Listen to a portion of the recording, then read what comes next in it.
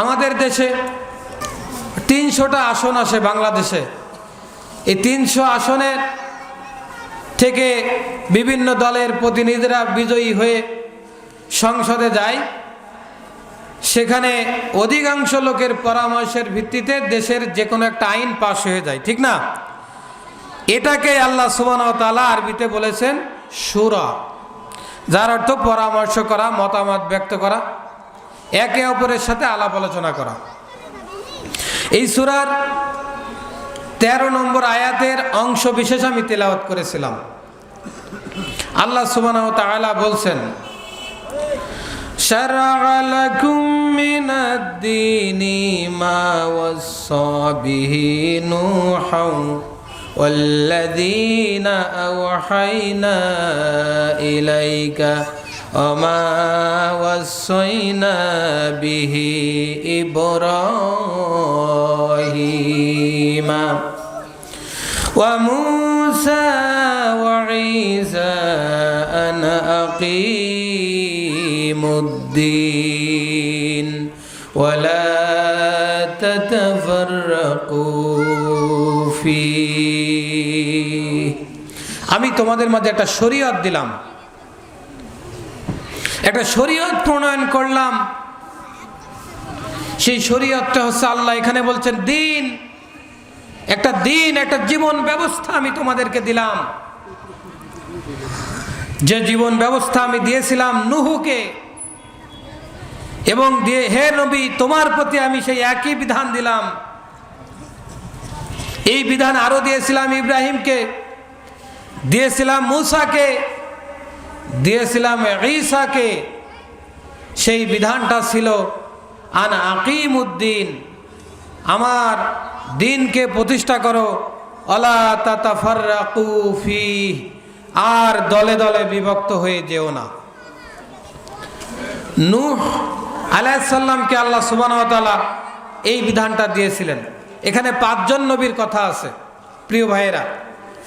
এই 5 জন নবী, সর্বপ্রথম আল্লাহ যে নবী নামটি এখানে এনেছেন তিনি ছিলেন নূহ আলাইহিস সালাম। নূহ আলাইহিস সালাম ছিলেন দ্বিতীয় নবী। প্রথম নবী ছিলেন হযরতে আদম আলাইহিস সালাম। আদম আলাইহিস সালামকে আল্লাহ পৃথিবীতে পাঠিয়েছিলেন মানুষকে তার কর্মকাণ্ড শেখানোর জন্য, কিভাবে জমিন চাষ করবে। আদম আলাইহিস সালাম নিজে একজন কৃষক ছিলেন, তিনি জমিন চাষ করতেন। লাঙ্গল কিভাবে ধরতে হবে, গরুকে কিভাবে সে চাষ করবে, যে মানুষ কথা বললে শুনবে, এভাবে করে তাকে কিভাবে প্রশিক্ষণ দিতে হবে, কিভাবে ছাগল লালন পালন করতে হবে, ইত্যাদি ইত্যাদি সব কিছু শেখানোর জন্য আল্লাহ আদম আলাইহিস সালামকে দিলেন। এরপরে দিলেন নূহ আলাইহিস সালামকে। নূহ আলাইহিস সালামের আসল নাম আছে আব্দুল গফফার। আসল নাম কি? আব্দুল গফফার। আপনারা হয়তো অনেকে জানেন। আর নূহ শব্দের অর্থ আছে কান্নাকাটি করা। কি করা? কান্নাকাটি করা। নূহ আলাইহিস সালাম অনেক কাঁদতেন আল্লাহর ভয়ে। নূহ আলাইহিস সালাম দাওয়াত দিচ্ছেন, কেউ তিনার কথা শোনেন না। 950 বছর দাওয়াতি কাজ করার পরে 40 জন মতান্তরে 70 জন লোক এই আল্লাহর একত্ববাদ স্বীকার করে নূহ আলাইহিস সালামকে নবী হিসেবে মেনে নিয়েছিল। এই জন্য বেশি বেশি তিনি কান্নাকাটি করতেন, যার অর্থ এটা আছে তার লকাব। নূহ আছে লকাব, উপাধি। আমার প্রিয় ভাইয়েরা, এরপরে আল্লাহ সুবহানাহু ওয়া তাআলা বলছেন আমার আপনার নবীর কথা, ঈসা আলাইহিস সালামের কথা, মূসা আলাইহিস সালামের কথা, ইব্রাহিম আলাইহিস সালামের কথা বলে আল্লাহ এটা বুঝালেন শুধু 5 জন নবী না, আমি নূহ আলাইহিস সালামের পরবর্তী মুহাম্মদ সাল্লাল্লাহু আলাইহি সাল্লাম পর্যন্ত যত নবী পাঠিয়েছি, রাসূল পাঠিয়েছি, সব নবী এবং রাসূলের প্রতি বিধান দিয়েছিলাম জমিন আল্লাহর, আইন চলবে কার? আন আকিমুদ্দিন, তোমরা জমিনে আল্লাহর দ্বীনকে প্রতিষ্ঠা করো, এই বিধান দিয়েছিলাম। আমার প্রিয় ভাইয়েরা, নূহ আলাইহিস সালাম 950 বছর দাওয়াতি কাজ করলেন। 1-2 বছর নয়, 950টা বছর দাওয়াতি কাজ করে মাত্র 40 জন ব্যক্তিকে, তিনি 40 জন ব্যক্তি তার দাওয়াতে কালেমা গ্রহণ করলেন। ইব্রাহিম আলাইহিস সালাম দাওয়াতি কাজ করলেন, মুসা আলাইহিস সালাম দাওয়াতি কাজ করলেন, ঈসা আলাইহিস সালাম দাওয়াতি কাজ করলেন।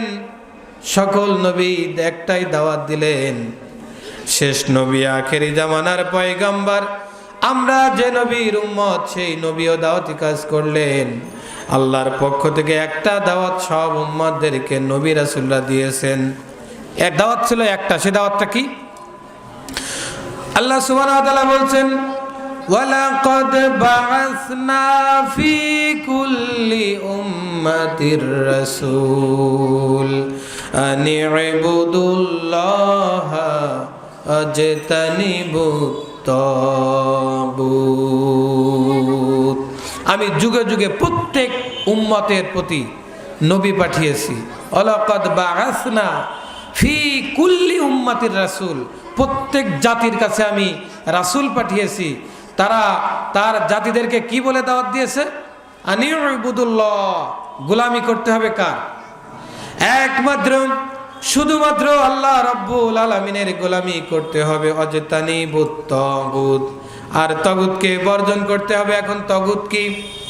তাগুত হলো ওই জিনিস, মুফাসসিরিনে কিরাম বিভিন্নভাবে ব্যাখ্যা করেছেন। সব থেকে উত্তম ব্যাখ্যা হচ্ছে তাগুত হলো ওই জিনিস বা ওই ব্যক্তি যে নিজে আল্লাহর আইন মানে না, অন্য কেউ মানতে দেয় না, এটাকে বলা হয় তাগুত। যে নিজেও আল্লাহর আইন মানে না, অন্য কেউ মানতে দেয় না, এরকম লোক আমাদের সমাজে আছে না নাই? নিজেও নামাজ পড়বে না, তার অধস্তন কর্মী সমর্থক এদেরকেও নামাজের কথা বলবে না, নিজে সুদ খাবে, অপরকে সুদ খাওয়ার জন্য উৎসাহিত করবে, নিজে টেন্ডারবাজি করবে, চাঁদাবাজি করবে, অন্যদেরকে নিয়ে সাথে নিয়ে টেন্ডারবাজি করবে, চাঁদাবাজি করবে, এরকম লোক সমাজে আছে না নাই? এরাই আছে তাগুত।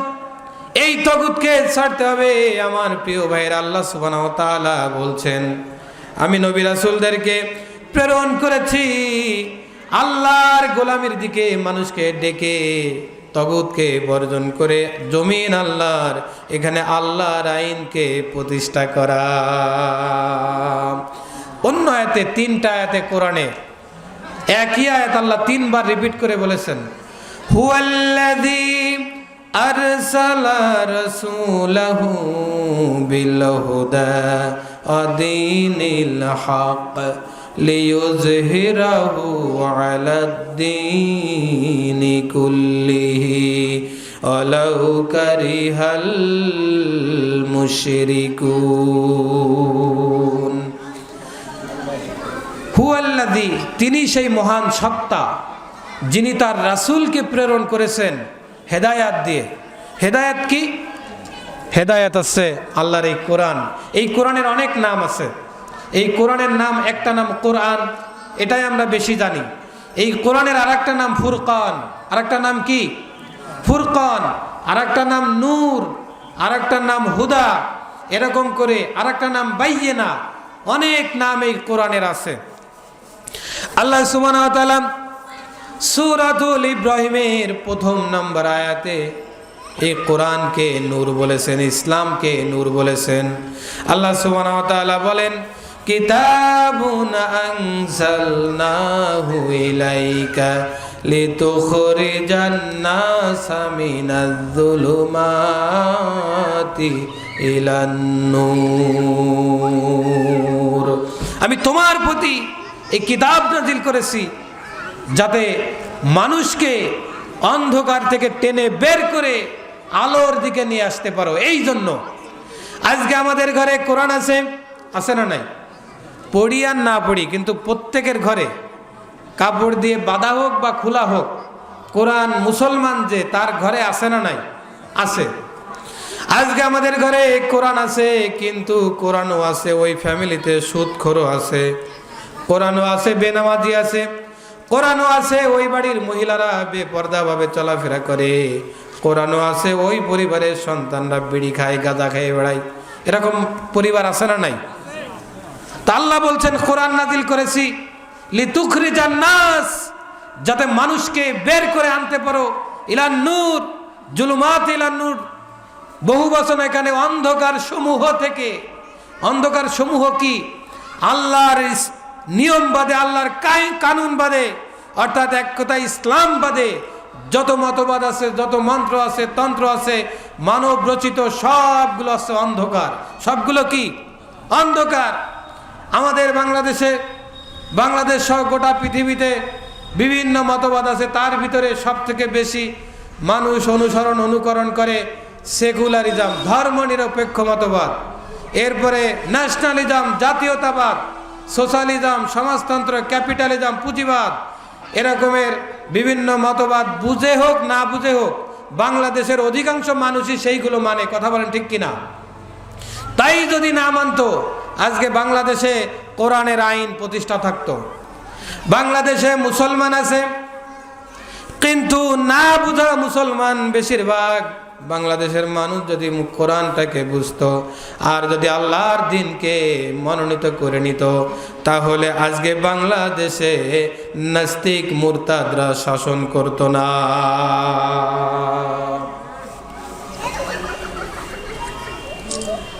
কত মানুষ ধর্মনিরপেক্ষ মতবাদের অনুসারী হয়ে মুশরিকে কবরে চলে যাচ্ছে। কত মানুষ জাতীয়তাবাদের অনুসারী হয়ে, ওই দলের কর্মী হয়ে, সমর্থক হয়ে, নেতা হয়ে মারা যাচ্ছে, জাহান্নামী হয়ে কবরে চলে যাচ্ছে। এখানে আল্লাহ বললেন, সব নবী রাসূলদেরকে আমি একটা দায়িত্ব দিয়ে জমিনে পাঠিয়েছিলাম। সেই বিধানটা ছিল আনাকিমুদ্দিন, এই জমিনে দ্বীনকে প্রতিষ্ঠা করো। ওয়ালা তাতাফাররাকু ফিহি, এই আল্লাহর দ্বীনকে জমিনে প্রতিষ্ঠা করার ব্যাপারে কোনো মতভেদ চলবে না। আজকে দলের তো অভাব নাই, 100-200 লোক হয়ে যাচ্ছে, আলাদা একটা দল তৈরি করে নিয়ে নিজেই একা একা নেতা সাজতেছে।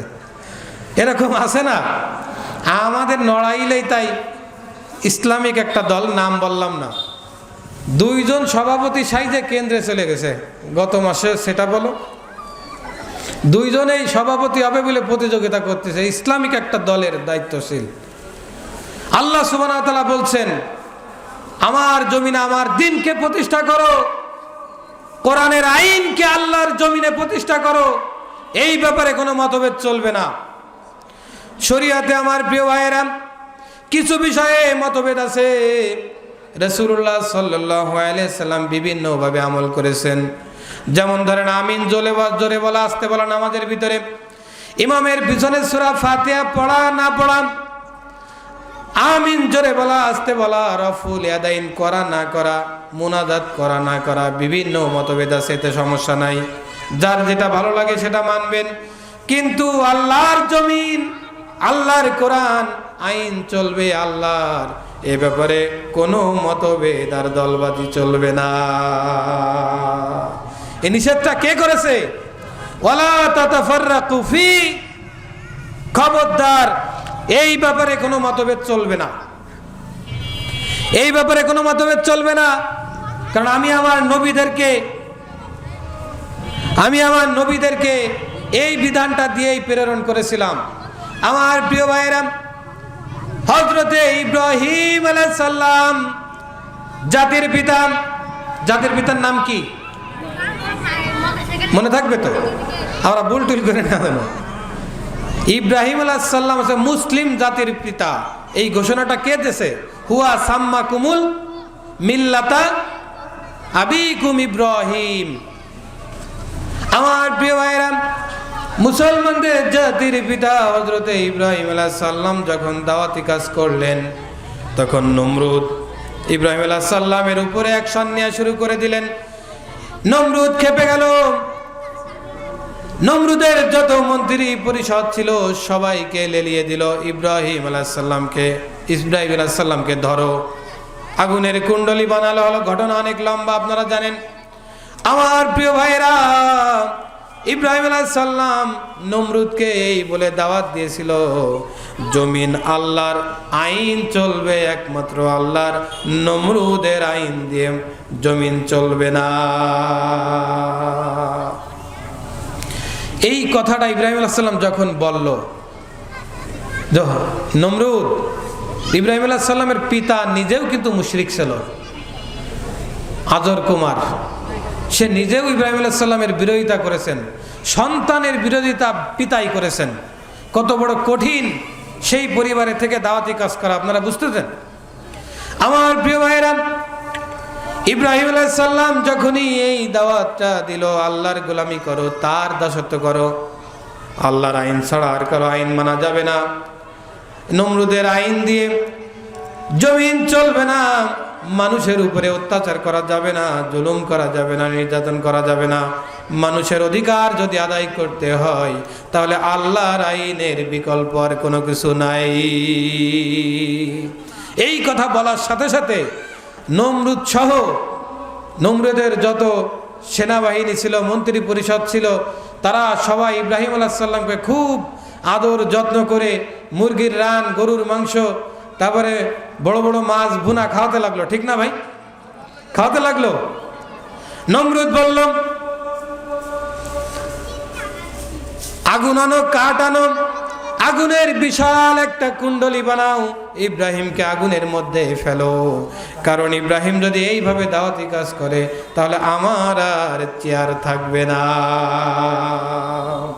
মূসা আলাইহিস সালাম দাওয়াতি কাজ করলেন ফেরাউনকে। ফেরাউনের কাছে গিয়ে বললেন, রব তো তিনি, যিনি ফেরাউন তোমাকেও সৃষ্টি করেছেন, আমাকেও সৃষ্টি করেছেন, জমিন সৃষ্টি করেছেন, আসমান সৃষ্টি করেছেন, জমিন আল্লাহর আইন চলবে তার, তোমার আইন দিয়ে মানুষের কোনো বিধান, মানুষের প্রতি কোনো বিধান বাস্তবায়ন করা যাবে না, জমিনে শান্তি আসতে পারে না, মানুষের অধিকার প্রতিষ্ঠা হতে পারে না।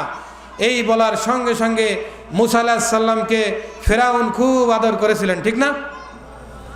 আমার প্রিয় ভাইরা, মূসা আলাইহিস সালামের উপরে জুলুম আসলো, নির্যাতন আসলো, মিশর ছেড়ে তিনি পালিয়ে গেলেন। শুআয়ব আলাইহিস সালামের ঘরে ছিলেন 8 বছর।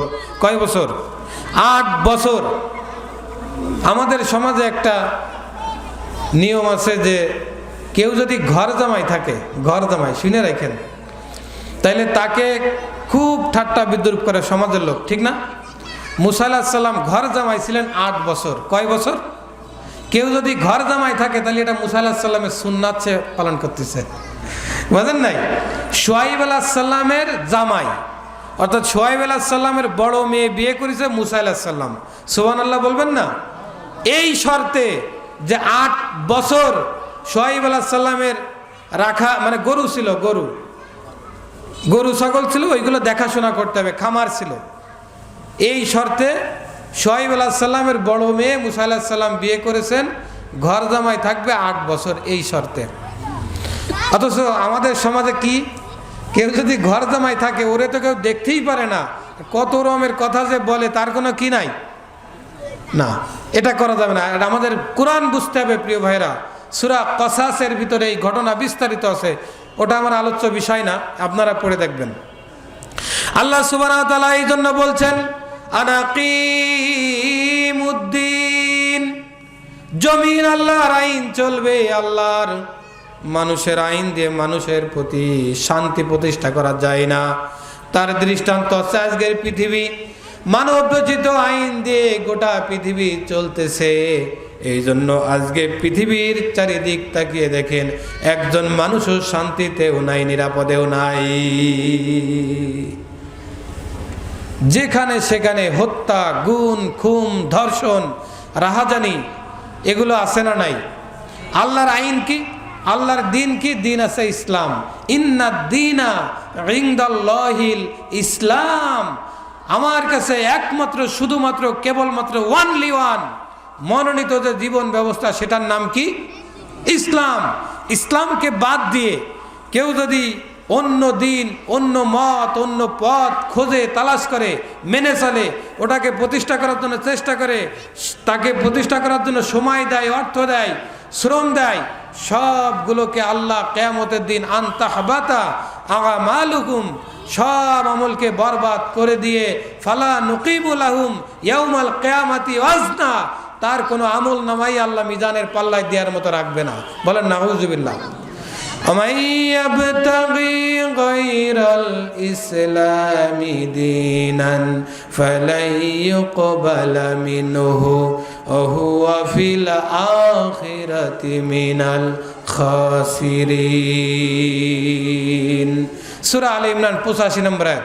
প্রিয় ভাইয়েরা, আল্লাহ বলছেন ইসলামকে বাদ দিয়ে যারা আজকে ধর্ম নিরপেক্ষ মতবাদের দিকে ছুটতেছে, জাতীয়তাবাদের দিকে ছুটতেছে, পুঁজিবাদের দিকে ছুটতেছে, সমাজতন্ত্রের দিকে ছুটতেছে, আরো যত মতবাদ আছে এই দিকে ছুটতেছে, আল্লাহ বলছেন ফালাই ইয়াকবালা মিনহু, এগুলো কোনো কিছুই গ্রহণযোগ্য হবে না। আহুয়া ফিল আখিরাতি মিনাল খাসিরিন, কিয়ামতের দিন সে ক্ষতিগ্রস্ত হয়ে লাঞ্ছিত অপমানিত হয়ে জাহান্নামে নিক্ষিপ্ত হবে। বলেন নাউজুবিল্লাহ। আফা গায়রা দীনিল্লাহি ইয়াবগুন ওয়ালাহু আসলামা মান ফিস সামাওয়াতি ওয়াল আরদি তাওআউ ওয়া কারহাউ ওয়া ইলাইহি ইউরজাউন। তোমরা কোন দিকে যাও? আমার দ্বীনকে বাদ দিয়ে, ইসলামকে বাদ দিয়ে, আমার কোরআনকে বাদ দিয়ে তোমরা কোন দিকে যাও? অথচ আকাশে যা আছে, জমিনে যা আছে, সব কিছু ইচ্ছাই হোক অনিচ্ছাই হোক, আইন মানে কার? আল্লাহর আইন মানে। সূর্যকে আল্লাহ যেভাবে সেট করে দিয়েছেন, পৃথিবীর শুরু থেকে পূর্ব দিক থেকে উদিত হবে, পশ্চিমে অস্ত যাবে, আজও পর্যন্ত কোনো এলোমেলো হয় নাই। আজও পর্যন্ত সূর্য এই নিয়মকে লঙ্ঘন করে নাই, আল্লাহর আইনকে মেনে চলতেছে। একইভাবে চাঁদকে আল্লাহ যে নিয়ম দিয়েছে, বাতাসকে, সূর্যকে, তারকা, নক্ষত্র, black hole, milky way, galaxy, সৌরজগতে যা কিছু আছে, জমিনে যা কিছু আছে, গাছপালা, সাগর, নদ নদী, পাহাড় পর্বত, যা কিছু আমরা দেখি না কেন, এগুলো সব আল্লাহ রাব্বুল আলামিন যা হুকুম করেছেন, যে আইন দিয়েছেন, আল্লাহর আইন বদল না হওয়া পর্যন্ত সেইভাবেই তারা নিয়ম মেনে চলতেছে। এই যে আগের বক্তা ওয়াজ করে গেল না সূরা আর রহমানের, ওয়ান নাজমু ওয়াশ শাজারু ইয়াসজুদান, তারকা, গাছপালা, এগুলো সব সিজদা করতেছে কাকে? চন্দ্র, সূর্য, সব কিছু আল্লাহর নিয়ম মেনে, আল্লাহর হুকুম মেনে তারা চলতেছে, আল্লাহর বিরোধিতা করে না। কিন্তু মানুষ, ইন্নাল ইনসানা লিরাব্বিহি লাকানুদ, শুধু মানুষই আল্লাহর আইনের বিরোধিতা করে, বড় অকৃতজ্ঞ। আমার প্রিয় ভাইরা, সেই নবী রাসূলদের ওয়ারিস হলো আলেমরা একই কাজ করতে গিয়ে গোটা পৃথিবী সহ বাংলার জমিনে বিগত 17টি বছর ধরে যারা জেল খেটেছে, আল্লাহর জমিনে আল্লাহর আইনকে প্রতিষ্ঠা করার জন্য ফাঁসির মঞ্চকে হাসি মুখে বরণ করে নিয়েছে, যারা হাসি মুখে কালেমা পড়তে পড়তে ফাঁসির মঞ্চের দিকে হেঁটে গিয়েছে, কত অফার তাদেরকে দেয়া হয়েছে, সুযোগ সুবিধা দেয়া হয়েছে, এগুলো গ্রহণ না করে আল্লাহর সন্তুষ্টির জন্য, মানবতার মুখে হাসি ফোটানোর জন্য, মানুষের অধিকার আদায়ের জন্য নিজের জীবনটা দিয়ে আমাদেরকে দেখিয়ে দিয়ে গেলেন। নবী রাসূলরা এভাবে করে মানুষের কাছে ওই সমসাময়িক যুগের বিরোধী শক্তি যারা ছিল, ইব্রাহিম আলাইহিস সালামের বিরোধী শক্তি ছিল নমরুদ, মুসা আলাইহিস সালামের বিরোধী শক্তি ছিল ফেরাউন, আমার আপনার প্রিয় নবী যিনি 3টা বছর পর্যন্ত জেলখানায় ছিলেন, তিনার বিরোধী শক্তি ওই সময়ের বড় বড় সমাজের মাতুব্বরেরা ছিল আবু জাহেল, উতবা, সাইবা, মুগিরা, এভাবে করে অনেক মাতুব্বার ছিল, সমাজপতি ছিল। রাসূলুল্লাহ সাল্লাল্লাহু আলাইহি সাল্লাম একটাই দাওয়াত দিয়েছেন, কুলু লা ইলাহা ইল্লাল্লাহ তুফলিহু, হে মানুষ সকল, ইয়া আইয়ুহান নাস কুলু লা ইলাহা ইল্লাল্লাহ তুফলিহু, তোমরা বলো আল্লাহ ছাড়া কোনো ইলাহ নাই, মাবুদ নাই, উপাস্য নাই, আইনদাতা নাই, বিধানদাতা নাই, তোমরা সফলতা অর্জন করতে পারবে, সফল হয়ে যাবে, দুনিয়ায়ও শান্তি হবে, পরকালে জান্নাতে যেতে পারবে। এই বলার সঙ্গে সঙ্গে আমার নবীকে যার বাড়ি যা ভালো মন্দ রান্না ছিল, যার পকেটে টাকা ছিল, সব মিষ্টি মাছটা কিনে আইনে নবীকে খাওয়াইছে, যে মুহাম্মদ তোমার মতো ভালো কথা তো এর আগে কেউ কোনোদিন বলিনি, ঠিক না? তাই বলিছে যে নবীর শরীরে মশামাছি পর্যন্ত পড়া আমার আল্লাহ হারাম করে দিয়েছিলেন, ওই নবীর শরীর থেকে পাথরের আঘাতে রক্ত ঝরে পায়ের সঙ্গে জুতা মোবারক আটকে গিয়েছে। দুনিয়ার ক্ষমতার জন্য আমার নবী কোনোদিন বলেছেন যে আমি দুনিয়ার ক্ষমতার জন্য তোমাদেরকে এই কথা বলতেছি?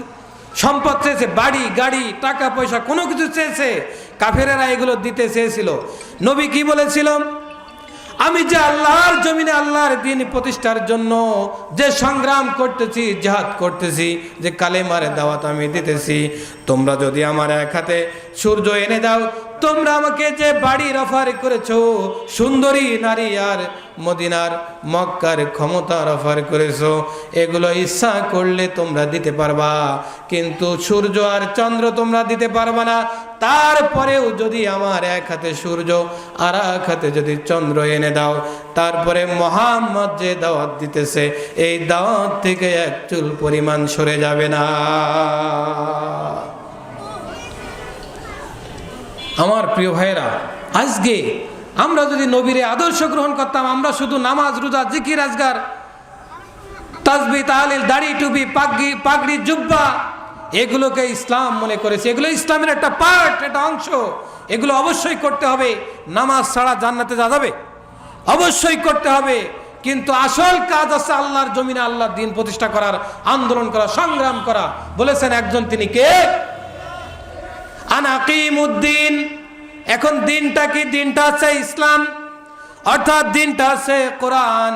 কোরআন যদি জমিনে প্রতিষ্ঠা হয়ে যায়, তাহলে এই বাংলার জমিন সহ গোটা পৃথিবীতে যদি প্রতিষ্ঠা হয়ে যায়, তাহলে পৃথিবীতে, বিশেষ করে আমাদের দেশের কথাই বলি, বাংলার জমিনে একজন টেন্ডারবাজ, চাঁদাবাজ, দুর্নীতিবাজ, ধর্ষণকারী আর সুদ আর ঘুষখোরকে খুঁজে পাওয়া যাবে না।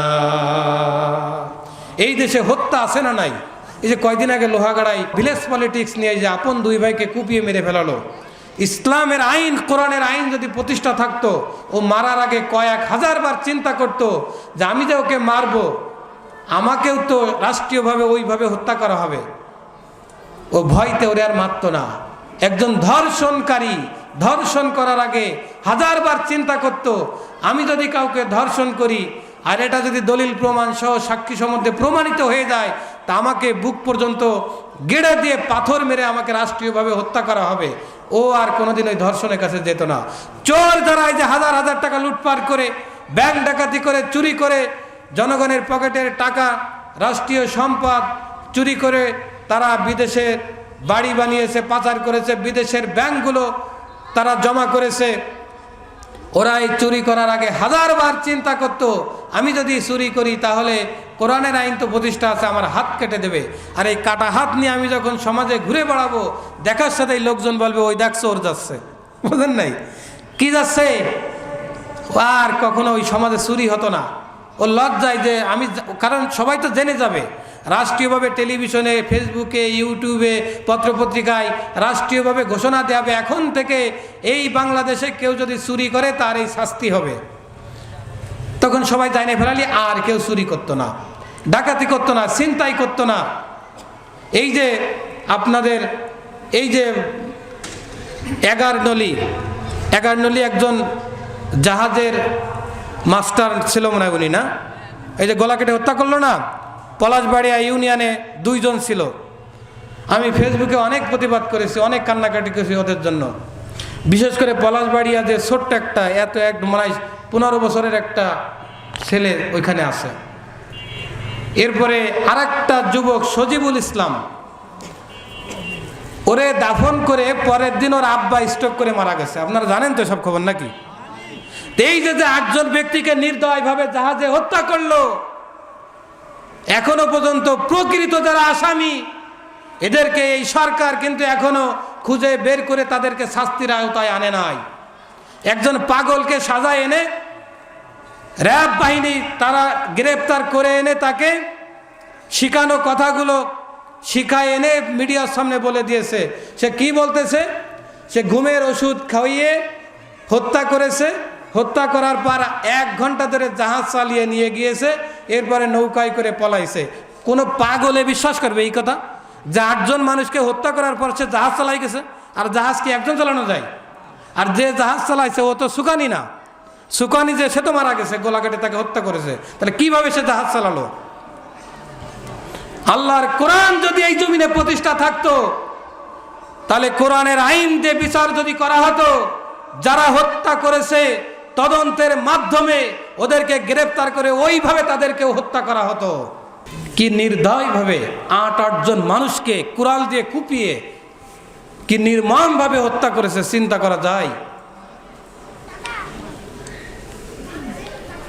একজন মানুষকে গ্রেফতার করতে পারে নাই। কেন পারে নাই? কোরআনের আইন নাই তাই। আমার প্রিয় ভাইরা, এই জন্য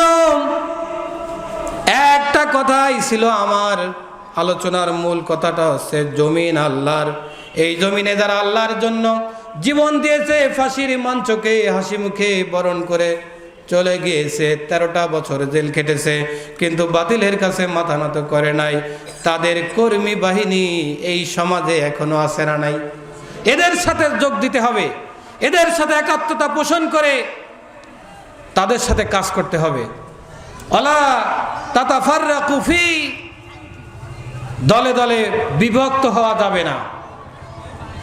আমার প্রিয় ভাইয়েরা, এই জমিনে আল্লাহ যে বিজয় দিয়েছে যুবকদের রক্তের বিনিময়ে, আবু সাইদ, মুগ্ধ, এদের রক্তের বিনিময়ে যে বিজয় দিয়েছে, এই বিজয় যদি আমরা ধরে রাখতে না পারি, সঠিক মূল্যায়ন করতে না পারি, কিয়ামতের দিন ওই যারা রক্ত দিয়েছে ওরা আমাদের বিরুদ্ধে আল্লাহর দরবারে মামলা করে দিবে।